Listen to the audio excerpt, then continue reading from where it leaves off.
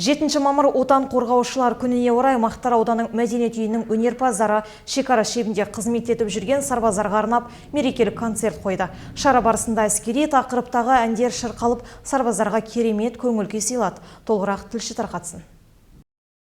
Отанымыздың шекарасын күзетіп, берекесі бұзылмауына, тәуелсіздігін мәңгілік жалғасуына үлес қосқан шекарашы жаужүрек ұлдардың абыройы асқан ерлік пен елдікті қатар ұстап жүрген өрендерге қандай құрмет көрсетсе де артық болмасы анық. Осы ретте қырағы шекарашыларға Мақтарал ауданының мәдениет үйінің өнерпаздары мерекелік көңіл күй сыйлады. Осы шекара бөлімшесіне келіп жатқан мәдениет үйінің концерті өте жоғары деңгейде өтіп жатыр. Және де осы келе жатқан отан қорғаушылар күні мен одан кейінгі ұлы жеңіс күніне 75 жылдығына орай бүкіл аудан тұрғындарының отбасыларына береке тілеймін, аман есен болсын, және де еліміз аман, жұртымыз тыныш болсын.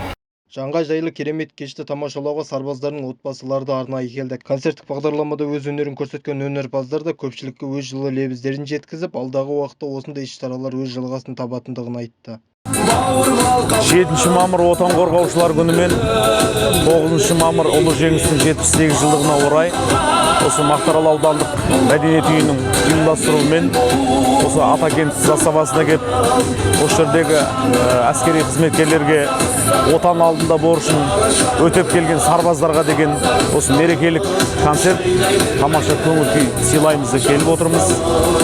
Осы мерекеменен бүкіл барша қазақ еліндегі әскери қызметкерлерін, отан қорғаушыларын құттықтаймыз. Ел аман болсын, шекарамыз берік болсын, заман тыныш болсын.